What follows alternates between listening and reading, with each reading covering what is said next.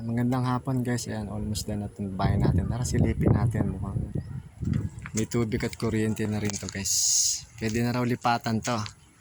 Grabe, kasamahan niyo ako sa loob. Silipin natin guys. Ayan. Naka-steps niya. Ayan dito yung pinaka-terrace. Bali wala pa siyang grills o harang dito. Siguro by next time. Ayan. Yaka, samahan niyo ako talaga. Silipin natin sa loob yan guys. Ayan, medyo naglinis na kami ni Mrs. Ayan, bibisita pala tayo dito. Hi! Ayan o. Dito yung pinaka sala guys. Ayan, may konting gamit na yan. Sa switch dito sa labas saka sa loob. Ayan. Ayan si Wigo nakapark na. Grabe, first time. Ayan. Medyo nakapaglinis na rin kami ng bahagya. Ayan. And dito natin ilalagay itong pinaka-sound system na.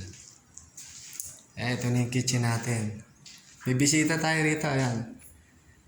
Parang kumpleto na sa gamit to. 1/4 pa lang puno na itong kitchen natin guys. Ayan. Tignan natin yung tubig dito.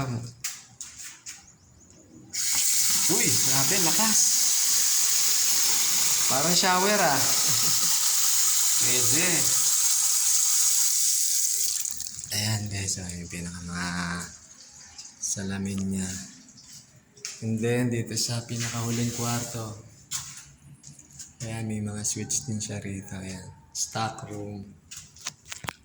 Dito pala nakalagay yung breaker natin. Ayan, sila yan. Outlet sa ilaw tsaka sa mga ibang appliances. Ayan, pwede na ng aircon. Ayan, dito isang guest room natin. Medyo maliit lang pero dito na rin, dito pinakamalamig guys. Ayan, pagdating naman natin hapon. Ayan. Ayan mo na, may bisita tayo. Ayan, balik tayo. Ayan. Parang wala pang konting gamit pa lang nilagay namin.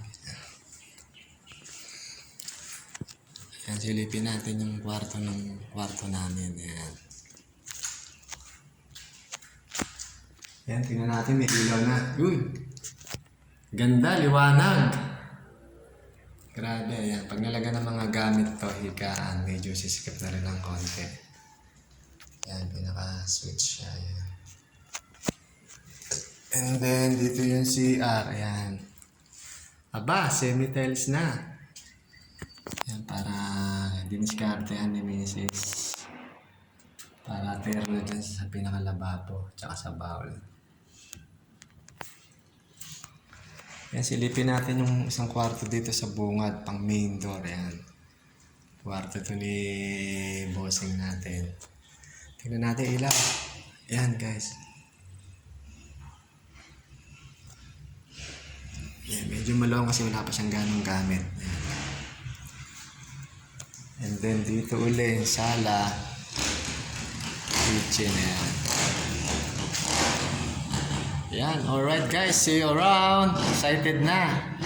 Pwede nang tirahan. Grabe.